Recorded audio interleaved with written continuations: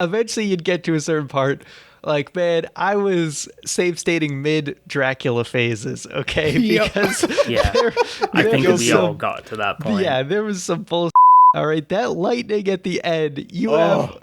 Not only is like the hitbox just not right, something was off, but you had like 2 frames to move. When you talk about the Super Nintendo, obvious games come to mind such as Donkey Kong Country, Super Mario World, Mario Kart, F-Zero, but I think we're all guilty of at one point or another looking at one of these lists of top 10 games of all time for a particular console, and you've never played at least 1 or 2 of those games. And in our case, we got to talk about 1991's Super Castlevania that came out in October of that year, and at least for me, and we'll be talking about this with the other guys on the podcast, this is a game and a game genre that I was just never really too interested in up until now, where people talk about the Metroid-vania. So we thought, why not go back to Super Castlevania and talk about that right here on another exciting episode of A Cast of the Past with a brand new one available each and every Sunday. And we got to give all of you an incredible shout out because with this episode, we have officially surpassed 5,000 listeners on a podcast app. So thank you so much. Keep those 5-star reviews coming. And people like myself, Juan Velas from Puerto Rico, we are going to be very, very happy. Also happy from Boston, Massachusetts, we have Ryan McNulty. Now, Ryan, when talking about Castlevania, do you have any kind of experience with those games? Castlevania is a series I probably didn't really get into until a lot later in my gaming career or life or whatever. It's not really a career, so we'll just say life. I was going to say like early esports then?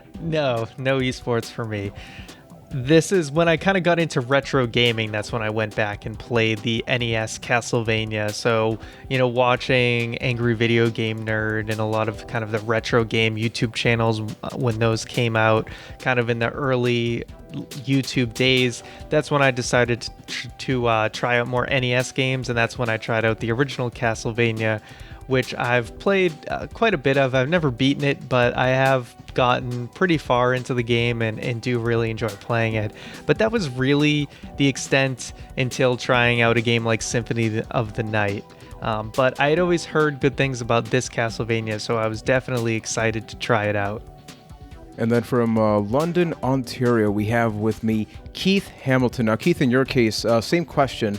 Do you have any kind of recollection or experience playing the Castlevania games? Castlevania is a franchise that just completely missed me growing up. This is the first Castlevania I've beaten, and the only thing that's really come close is Symphony of the Night, because growing up in a certain era of being a video gamer, it's almost like a rite of passage. Like, it's one of those games that you need to play. But I only played it for a few hours, and the whole Metroid-vania style never really clicked with me. I've tried a few throughout the years. Yeah, and it doesn't help that I'm not great with them, but I tried a few over the years, but never a Castlevania game and never really a Metroid game. The first one I really got into was Shadow Complex on the Xbox 360, and even then I never finished it. So it's just something that I never really touched. And with this game, I think it's very different because growing up, I always saw the box arts for the Castlevanias. I played Super Nintendo growing up, and I think I knew a lot of people that played them, but I was never interested in. The first Castlevania game I actually played, I don't remember which one, but it was one of the games for the Game Boy Advance, and that came out. I was in Wisconsin, and I remember buying it and hating it. Just absolutely. I actually returned it. I complained so hard because it was a used copy, I think. So GameStop or EB Games is pretty flexible around that time because I just didn't quite understand the gameplay. And I think that because by then, you had 3D games, and I was in the mindset that if it's a side-scrolling game, that's like the old retro gaming stuff, right? So I was kind of naive in that sense. But the other thing I wanted to bring up is that this is the Super Castlevania IV is technically before Metroid-vania games, because I believe with Symphony of the Night and Super Metroid, those games that have a more backtracky element, those are the ones that are more often than not brought up as Metroid-vania. Really what started it, because this game is very linear. So even though it kind of gets retrofitted into that, I don't think this is one of those. Yeah, not Exactly. at all. I mean, that's so yeah, obviously Super Metroid kind of had that style, but Symphony of the Night is like PS1 era. So yeah, I think this was sort of the last Castlevania game before they really took that style and added more like RPG elements and things like that. This is more akin to the first Castlevania, and really in a lot of ways kind of a reboot, remix, whatever. Yeah, because let's not forget that the first game came out for the NES in 1986. This one came out in 1991. So about a year after the Super Nintendo, which I believe came out in November 1990. And a couple of people on our Discord are actually pretty big fans of this game. So anybody that wants to carry the conversation over, you can join the Discord over at acastedthepast.com/Discord. We have a video game section there. We can react to all that. And as I mentioned, maybe consider subscribing or leaving that 5-star review. But taking it back to these roots, I think it is very much a casual perspective, right? We know a lot of people that are just obsessed with not just this game, but like I feel like Castlevania is one of those early, you have your like your RPGs with Final Fantasy and stuff, but there's something about this lore about Castlevania. Have you always like just noticed how many like huge fans of it there are?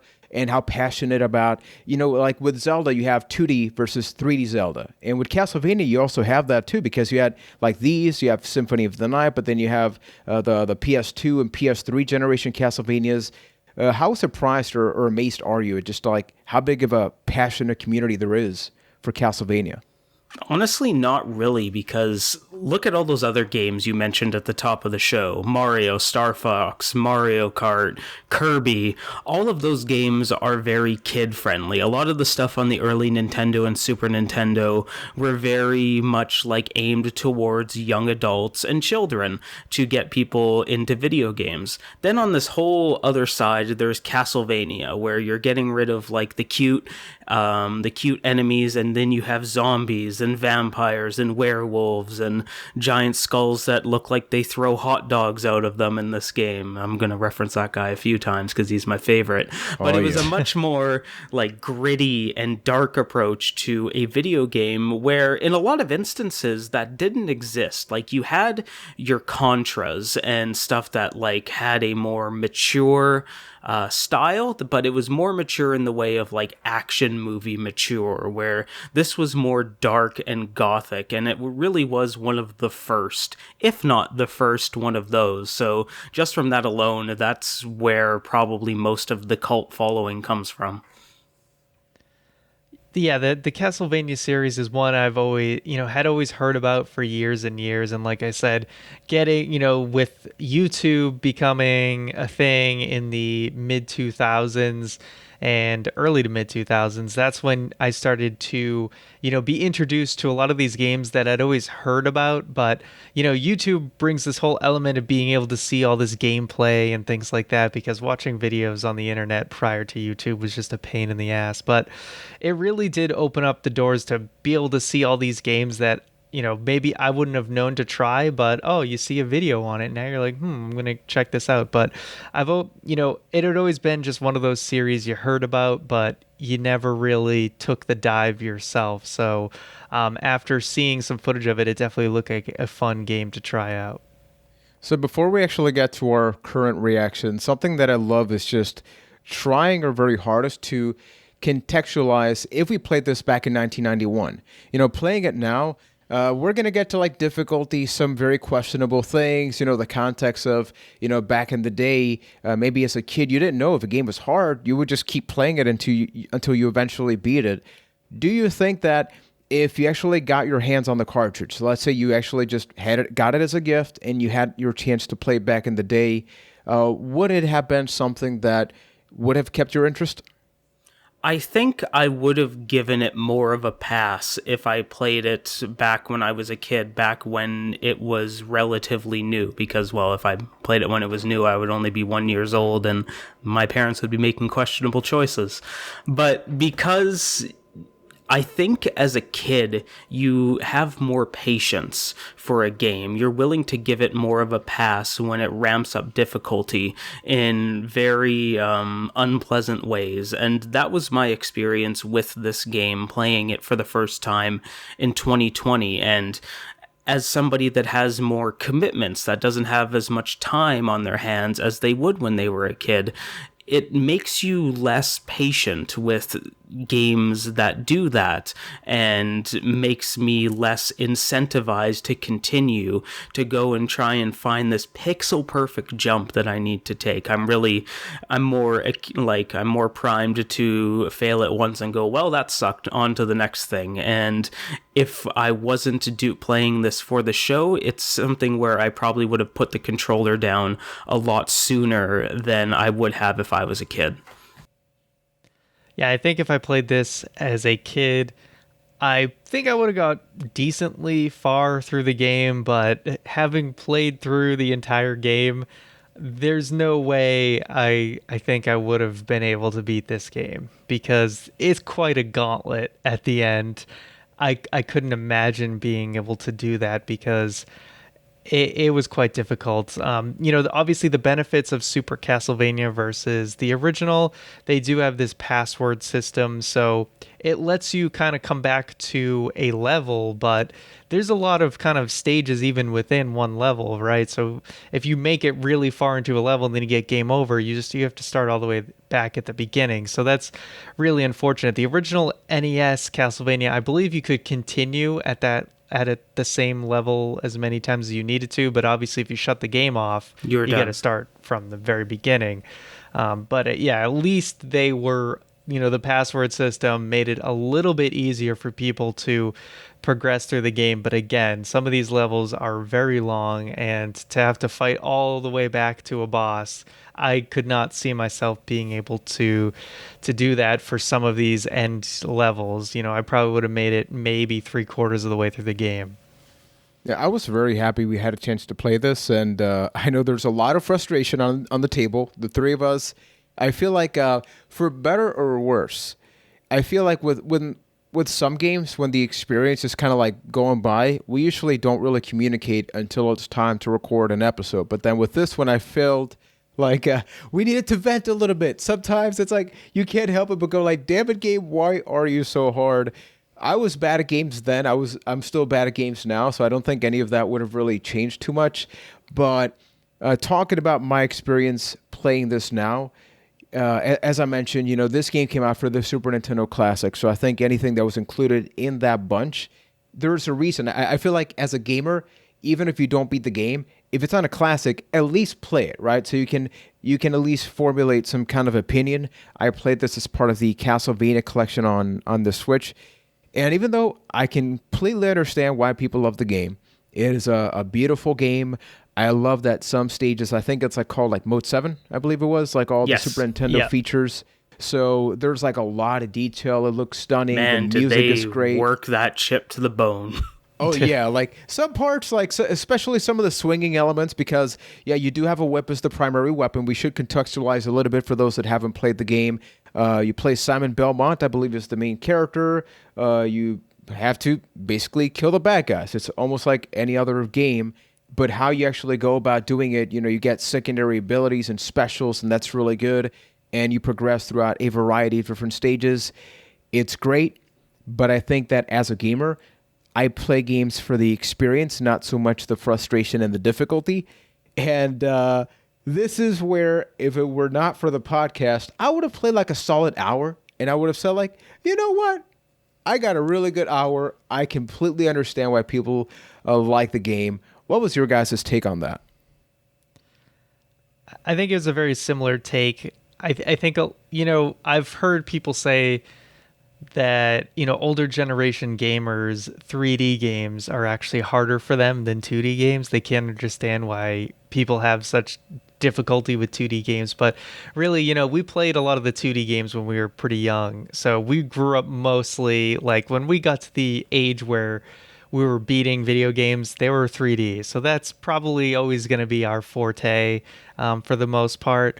Granted, there's a lot of modern 2D games, but I always find 2D games to be a lot more difficult, and this game, yeah, I'm save stating like a mother effer because we want to get through the game, we want to see everything it has to offer, but there is a lot of frustrations, and I'm totally with you, Juan. If we weren't playing it for the podcast, I probably would have played it for a similar amount of time. Maybe a little bit longer, but around the same range, and the frustration would have definitely kicked in. The password system definitely would have helped, get me through it a little bit further. But and I like to play games legit, but in this case, with some of the difficulty I was running into, I hit a point. I was using passwords at first. Eventually, I hit a point where I'm like, if I'm gonna get through this, I'm gonna need to save Keith, state because I don't. it's just pretty I need difficult. to interrupt Ryan right now because I forget what episode it is, and someday in the I was next like, 10 I'm gonna years, play every game legit. Is that what Yep. you're gonna say? Yeah. I remember. I think it was like the A Link to the Past episode. It was one of the first 5 episodes we did. Yeah, I think Ryan the last time chewed it got our brought ass up. out, yeah. boy. Yeah, he And did. now here he is, Mr. Safe State. Ryan, You should be able to beat A Link to the Past. Past. All right. Ryan, if you had to ballpark it, how many times would you say you safe stated during this? Let's see. And for those who don't know, 1,001, Is it a 3-digit number? Yeah. Oh, it's a 4-digit number. Ooh. No, I would say it was probably at least in the 40s or something. Eventually, you'd get to a certain part. Like, man, I was save stating mid Dracula phases, okay? Yep. Because Yeah, I think was we all some- got to that point. Yeah, there was some bullshit. All right, that lightning at the end, you have. Not only is like the hitbox just not right, something was off, but you had like 2 frames to move if to avoid that lightning. And imagine doing that, like having to play through the whole fight to get to that point. You know what I mean? Like that was the crazy thing about, to kind of go a little bit off the beaten path here, but with the save stating, right, it allowed you to practice an end phase of a boss way faster because you didn't have to play through the other phase. It still took me forever to beat Dracula, just replaying that final phase. I can't imagine playing that legit. I would have given up. There's no way I would have made it. I feel like before we actually even get to the game, and I want to start, Keith, with your opinion on this. I think the topic of save states is it's one of the main topics that I see people talk about because, now with the Switch, officially you can play Donkey Kong Country right now on Switch. And we know, I think DKC2 is a lot more difficult than the first one, but back in the day, you had your continues and stuff, but officially you can save state. I played this in the Castlevania collection. Save stating is an option. For those who don't know, you can save whenever the hell you want and load whenever the hell you want. So you're not getting the authentic, if you will, original, official experience. And some people say that maybe damages what the developers initially intended. And Keith, being the more sane one of this podcast, I would love for you to just talk about that. What's your take on that? My take on it really boils down to one sentence of, who gives a shit? You know what? If you're going to spend your money on this and you're going to, why would you spend your money on something and then limit yourself to have the least amount of fun? If that is your thing, if you want the authentic experience, great. Then you know what? You can do that. But if somebody's there and they choose to have these limitations or they want to just get through the game and save state their way through it, that's okay too. Guess what? You both spent an equal amount of money on it, so why not have the experience that you feel best having? Now, I say that, but I do think that there are limits that you need to put on it. If you save state your way through a fight and then go, well, that was really easy, well, then I think you're wrong. You need to respect the fact that you're changing the experience, that you're making the experience more customized for yourself, regardless of what way you do it. So everybody, I guess what I'm trying to say is it doesn't matter how you enjoy it. I guess it's more important that you actually sit down and enjoy it. And if something like save stating gets you to that point, then it's okay. It's fine. Guess what? Especially with these collections that are coming out in the last couple of years, if they didn't want you to do that, then they wouldn't have thrown the option in there, right? So even though it's not the original developer's intention, well, guess what? The people that put it together, it's their intention to get through it, because maybe they're on the same page of, oh, this has gotten a little hard compared to what everybody used to be akin to. So if you're out there kind of poo-pooing on it, maybe have a look in the mirror. And that's all I'm saying. Now, yeah, that's the thing is, I think you make a great point, Keith. First of all, I think in my defense, I'm pretty sure in the Link to the Past thing, I said I was going to finish every game, and I did technically finish the game. But I think I did poo-poo on you guys for save stating at another point. So, and you didn't finish RE2 on time for that episode. I didn't finish RE2 Yeah, then on we time. never heard about that again. We did not. But I did finish it eventually, to be fair. Nevertheless, I get why they put it in the game, especially if it's on the Switch console, and I know they did it with the Wii U and things like that and other systems, but especially on a handheld system, you may have to put the controller down at any time or shut the system off, whatever. So it is nice to be able to save at any point so you can get back to exactly where you were. Now, and it's just a way to make it accessible for modern audiences, right? Because NES games were brutally hard, and a big reason for that was, the games were super expensive for their time, and also they were trying to extend the lifetime of a game by making it very difficult, because people probably if you look at the game collection of probably someone who had NES games at the time, I think most kids probably were lucky to have maybe 5 games max. You know what I mean? Like, oh, absolutely. Not everyone was going to be able to have the full 800 game library, 800 plus game. So, if you wanted someone to feel like they got their money's worth, then they had to make you get hours and hours of playtime. But if Castlevania, the original Castlevania, was super easy, it's 6 levels, right? It's 6 levels. If you were able to breeze through 6 levels and you paid $60 or whatever the equivalent price was at the time, you'd be pretty pissed. And Super Nintendo, I think that's the point. They were still in that era. And I think the save states are there so that modern audiences can go back, appreciate the games, but not end up hating them. They can look back at it fondly without being frustrated.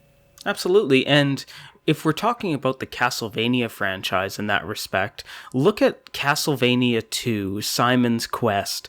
It was the poster boy of arbitrarily increasing length by being vague and not fully telling you what to do. Hey, all the power to you if you were a kid that played Simon's Quest and didn't have to buy a copy of Nintendo Power to figure out exactly what the hell to do. But that game was made to sell subscriptions to Nintendo Power, so you could call the Nintendo hotline, the cheat line, and ask for hints on how to get through a certain section of that game. So Castlevania has a bit of history of that. And I think just generally speaking, the reason that I wanted to talk about this before we even get to the gaming experience is that I feel like at the end of the day, companies want your damn money. And I think Ryan hit the money right there, where games were short back then because they were hard. Because if they were too easy, imagine you spend $60 on a game, you beat it in 2 hours, and then your parent would be yelling at you, well, you friggin' have the game. Yeah. I guess you got to play it again. Limitations of the console. They could only do so much.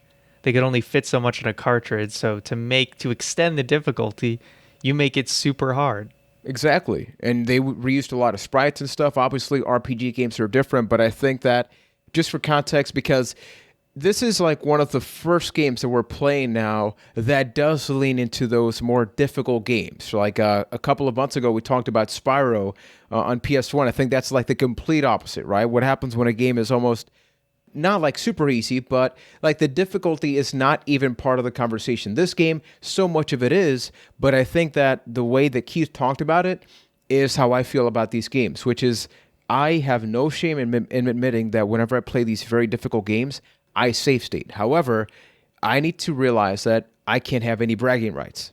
I can't go to a boss, like Keith mentioned, and said, I don't get what people complain about this online, right? It's like not that difficult. It's like, it's not my conversation to have. But I can at least say, I got through the boss. I kind of understand the experience. And for me, like it's like kind of like the games that have easy, normal, and hard. It's the same thing. The moment they give you any kind of option, like You won't Keith brag maybe a about game it, in but hard. you will tweet out that you one-shotted a boss. I did kind of do that for that one. You just left out all the save stating you did to get there. I mean, that is Ryan. We are recording right now. You do realize that. You can't make me look bad, man. You can't do that, Ryan. I just had to call you out a little bit there. Damn it. I didn't even think about that damn second part. So, Juan, you hypocrite ass. Okay, Keith, what would you say is your having talked about all of this, Castlevania 4, Super Castlevania 4, how did you enjoy that experience? What did you think of it?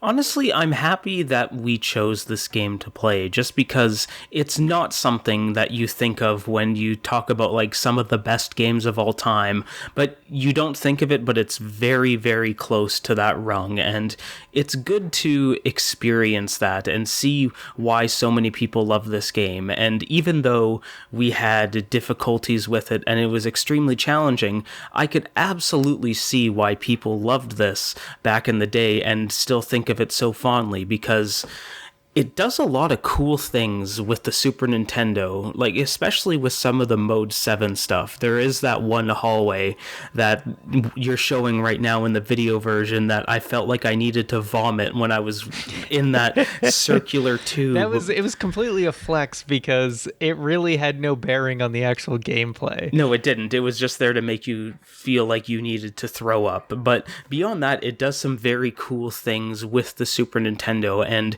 considering that it came out only a year after the release, like, I think that's super impressive, and I could totally see this as one of the games that really showed off, like, this is why you need to get a Super Nintendo, and this is completely just a guess, not having this nostalgia, but I feel like that's where a lot of people's fondness comes from this game, because I do think that it suffers from a lot of the problems that platformers from this era have, where it's a lot of fun at first, but eventually they increase the difficulty at a steady pace where it becomes unfair, and instead of like making new interesting things, they just make it harder.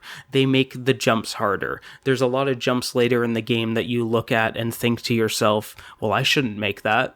And there's some instances where you don't. You're actually clearing the jump as you hanging like a pixel off of the actual platform. I noticed that a few times playing it, and they increase the difficulty that way in a way that isn't fun throughout the entire experience, especially with the boss fights. Screw those dancing people. They can dancing people suck. Oh, they can die in a fire even though they're already ghosts. But I wasn't a big fan of the way that the game increased in difficulty, but I enjoyed my time with it, if that makes sense. Yeah, I would say for this game, I was super frustrated. You know, Super Nintendo liked to use the word super all the time, and we had Super Castlevania 4. Well, I was super frustrated once I got to the mid to late game. A lot of annoying platforming moments. There's those platforms that you jump on and they like flip on you if you don't jump immediately.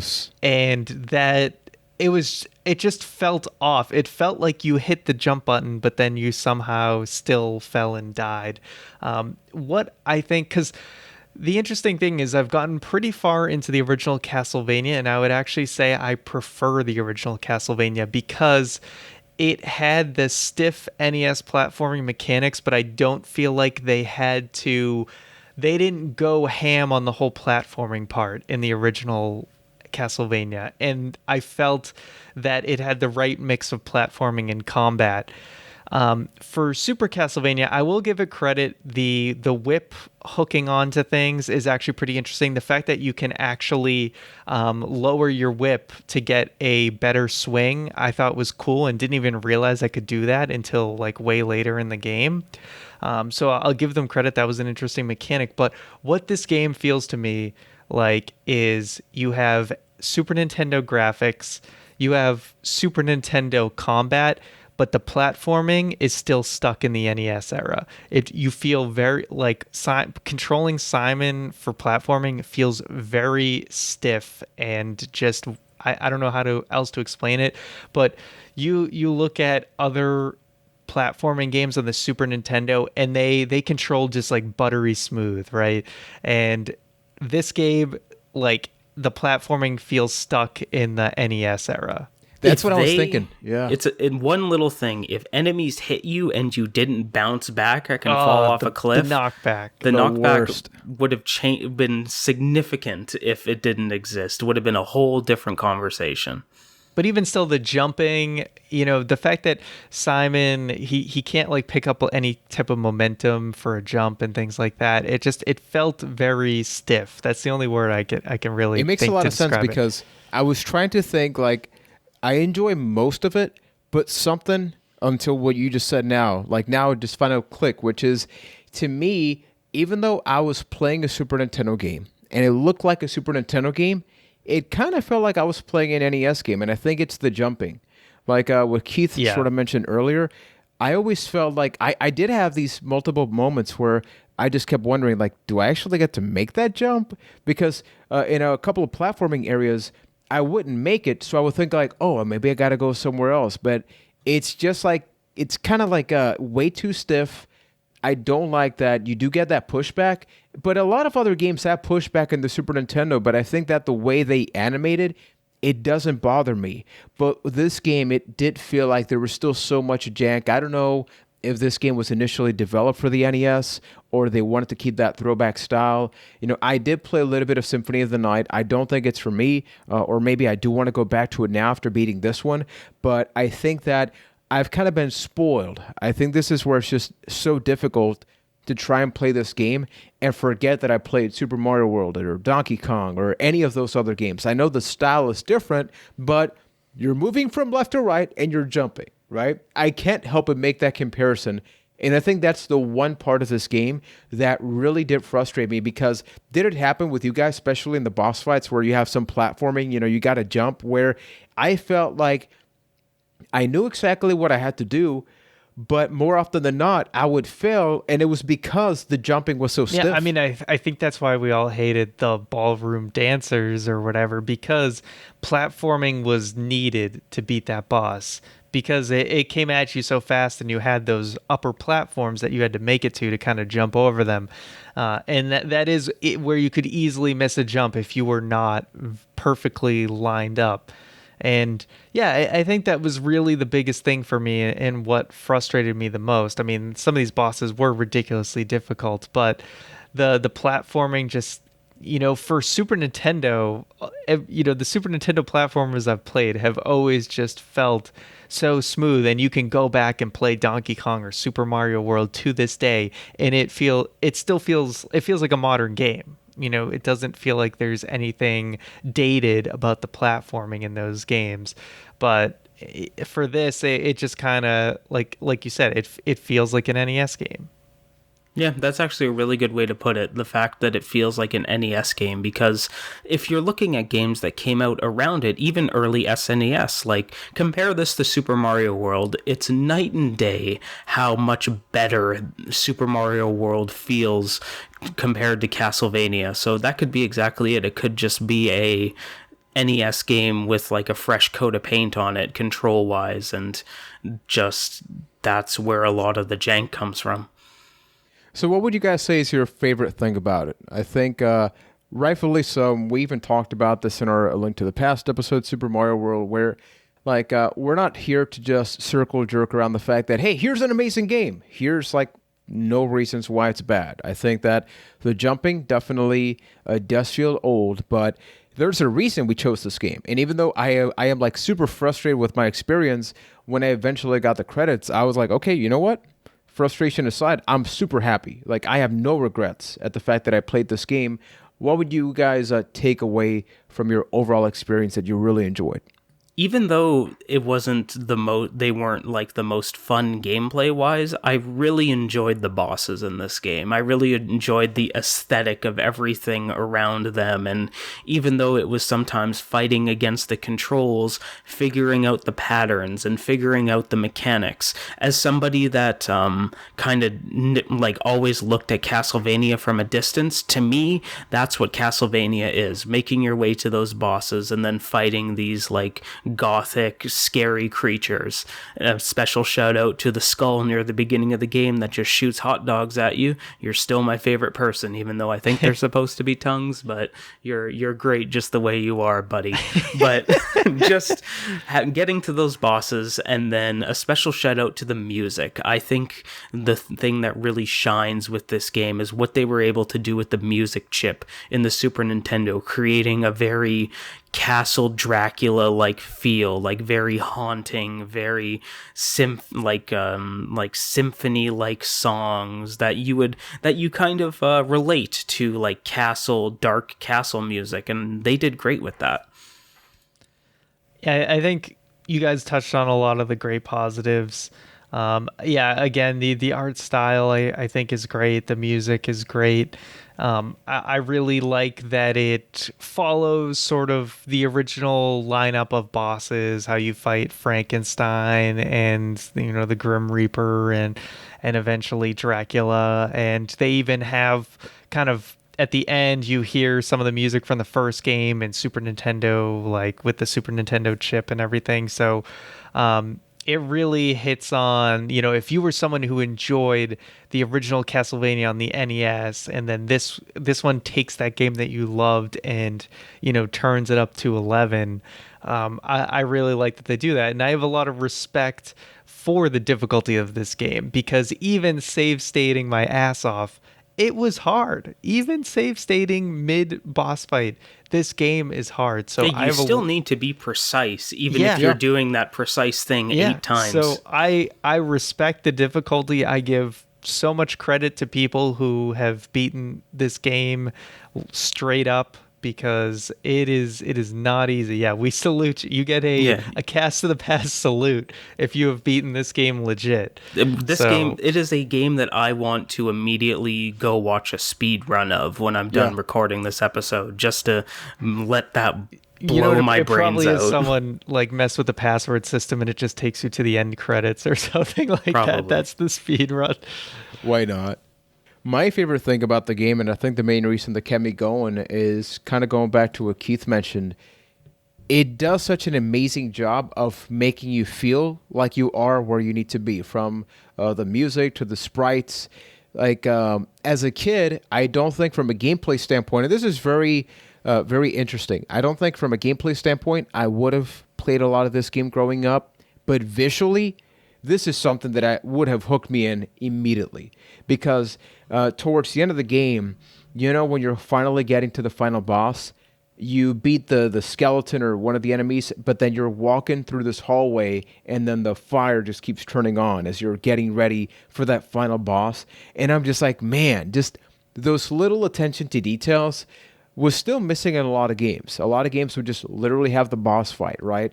But I love that every boss looked different, felt different.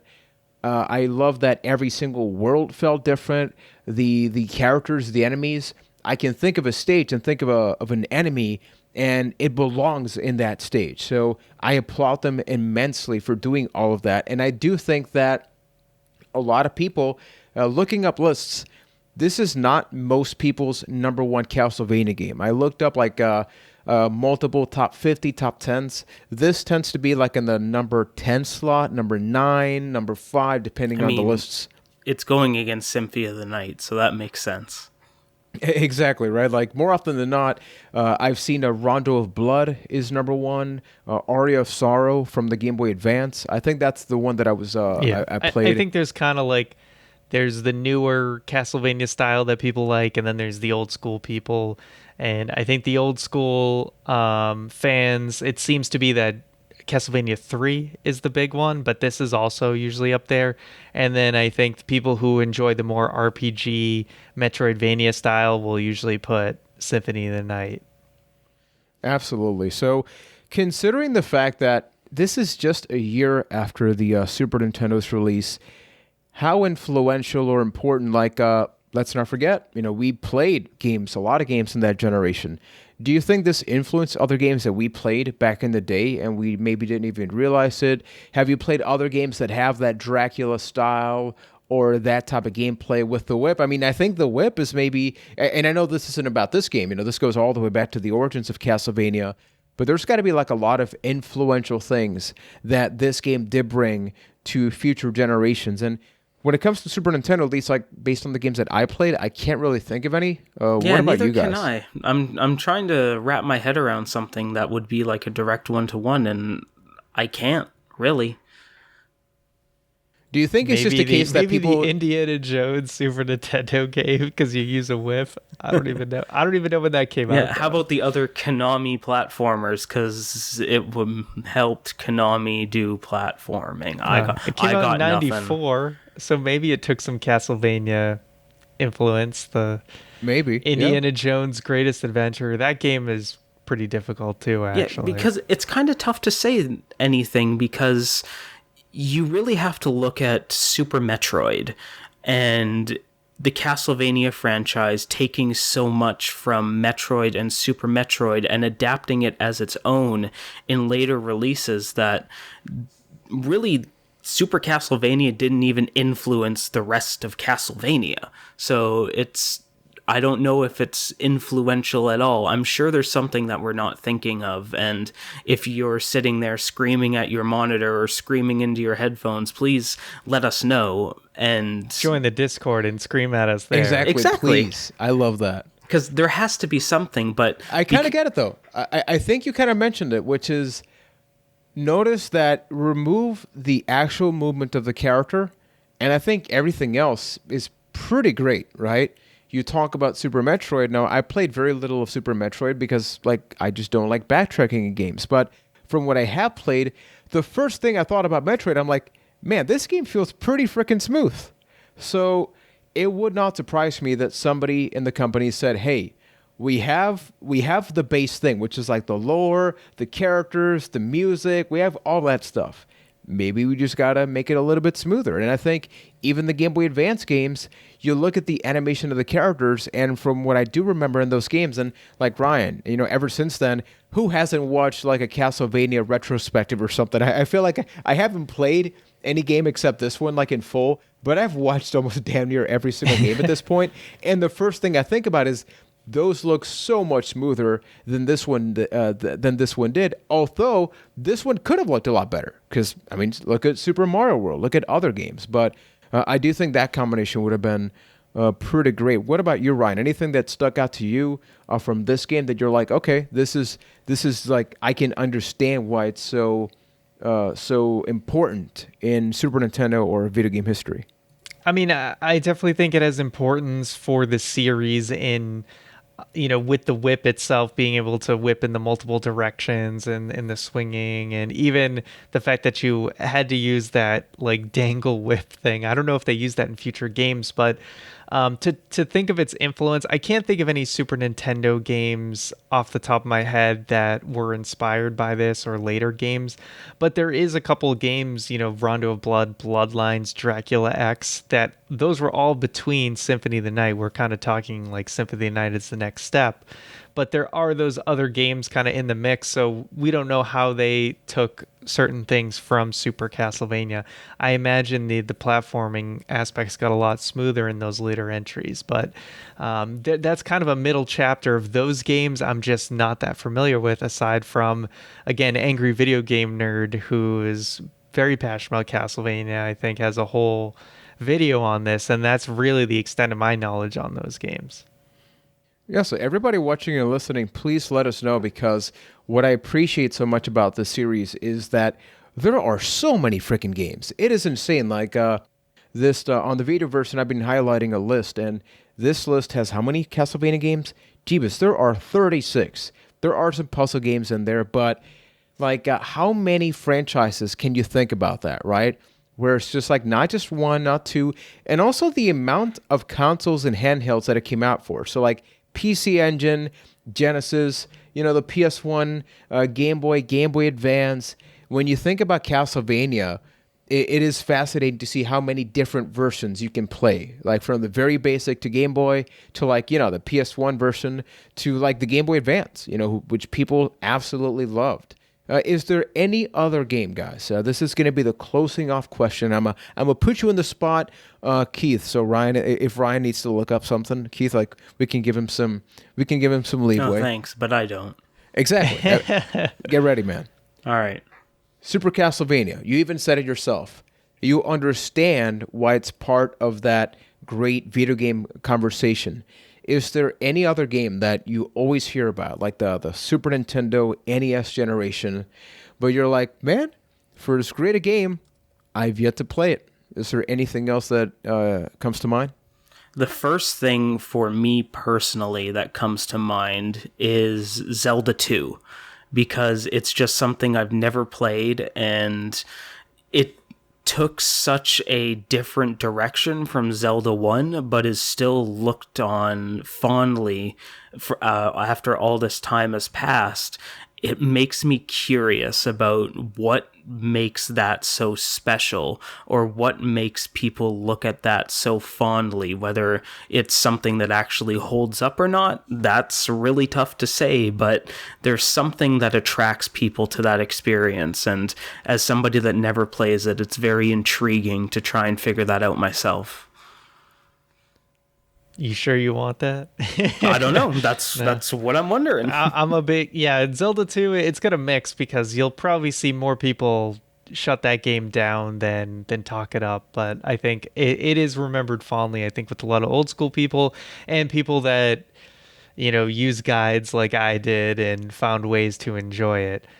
For me, though, I think there's two games, and they're very different types of games, at least in the Super Nintendo era, that I do feel like I completely missed out on, but obviously heard a ton about. Earthbound being one of them, that people rave about that series, and they want, what is it, the third? Is it the third one they want to come to the US? 3, where they just will scream at the top of their lungs. Yep. And then the other one that I think Juan is a fan of, at least many of entries in the series, but Mega Man X and that whole series. I've never really touched that. And I know people rave about the Mega Man X series. Yeah, if you're talking about games that we will need to save state our way through, let's talk about Mega Man. And I love that you mentioned that, Ryan, because I'm a Mega Man fan, except for the actual Mega Man games. Like, I have played a bunch of the spin-offs, except, I played Mega Man X, like a whole, I played it for maybe, 5 hours, but of the exact same, up until the first boss, I feel good, and then I stopped playing it. I played, Battle Network, Mega Man Legends. I played a variety of those games. So, I actually had Mega Man Legends, Mega Man X as my pick for that, because it is the thing that I love watching it, but it is so difficult. It is so relentless. And you want to talk about relentless games, Super Ghouls and Ghosts on the Super Nintendo is another game that I've tried. I mean, that may be the game. I don't think I can make it past the first screen of the NES one.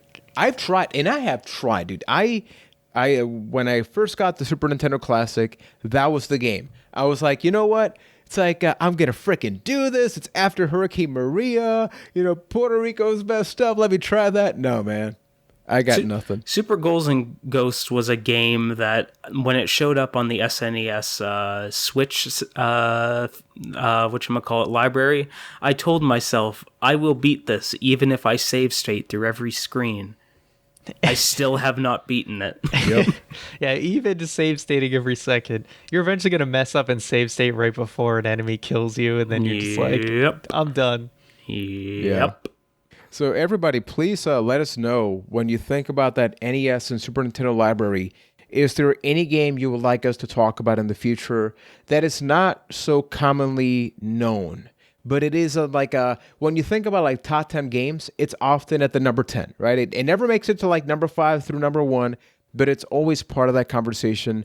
Please let us know. And as always, you can subscribe to our YouTube channel over at youtube.com/acastofthepast. You can also email us directly at acastofthepast@gmail.com or join the Discord. Ryan, I've said acast far too many times. Give the Discord link if you will. Well, you can go to acastofthepast.com/Discord. Join the conversation over there. We talk about food. Juan gets donuts every week and posts pictures. Yeah, can we talk about that for a minute? You have a problem, buddy.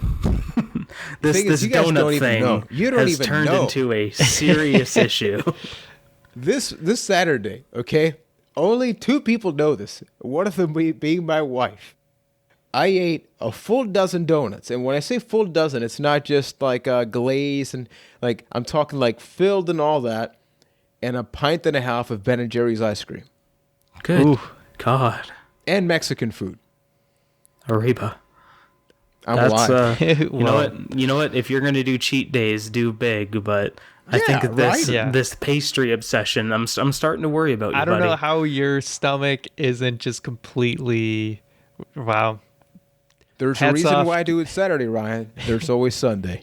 And with that being said, Sunday is your day of rest, but unfortunately not for your digestive system. Yeah. And speaking of digestive systems, we will be back with another exciting episode of A Cast to the Past, which you can digest every Sunday as well around noon. And by digest, I mean listen for a new episode. Everybody, just think about the fact that when you listen on Sundays, I am just dying from the day after. And by dying, he means dead. pooping. Just pooping big old dumper.